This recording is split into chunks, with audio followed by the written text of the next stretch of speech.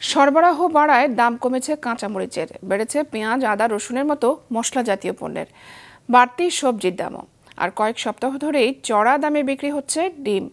নিত্যপণ্যের এমন ঊর্ধ্বগতি রোধে তদারকি সংস্থার নজরদারি বাড়ানোর তাগিদ সাধারণের। রঞ্জিবুল মিজানের রিপোর্ট। মাসখানেক ধরেই বাড়ছিল কাঁচামরিচের দাম, উঠে যায় 200 থেকে 220 টাকা পর্যন্ত। যদিও 3 সপ্তাহ আগেও এই কাঁচামরিচ বিক্রি হয়েছে 70 থেকে 80 টাকা কেজিতে, এখন তা কিছুটা কমে নেমেছে 160 টাকায়।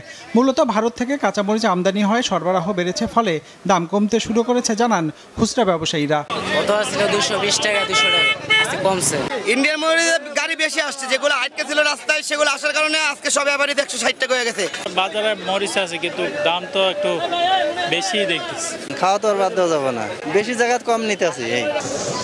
কাঁচামরিচের দাম কিছুটা কমলেও প্রতিদিনে একটু একটু করে বাড়ছে পেঁয়াজ, আদা, রসুনের দাম। রাজধানীর বাজারে মাসখানেকের ব্যবধানে পেঁয়াজের দর কেজিতে 25 থেকে 30 টাকা বেড়ে বিক্রি হচ্ছে 75 থেকে 80 টাকায়। একইভাবে আদায় বাড়তি 70 থেকে 80 টাকা, আর রসুনে তা 50 টাকা অন্তত।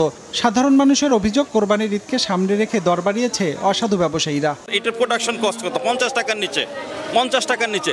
যেহেতু ইন্টারন্যাশনালি ডলার বেড়ে গেছে, ইন্ডিয়াটার দাম বেড়ে গেছে, এই জন্য তারা বাড়াই দিচ্ছে। 1 মাস আগে যে মাল দাম ছিল, আলু ছিল 45, সেই আলু এখন 55 বেচতেছি।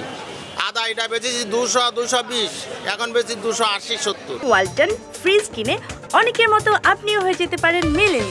সেরা পণ্যের সেরা অফার।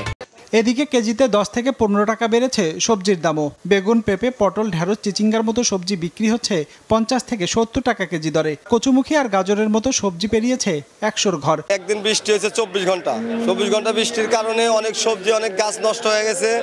এখন সবজি বর্তমান বাজারে 5 গাড়ির জায়গায় আসতেছে 3 গাড়ি। মনিটরিং ব্যবস্থা তো সবই সরকারের উপর, আসলে তারা তো করে না। মনিটরিং করলে বাজার অবস্থা এমন থাকে না।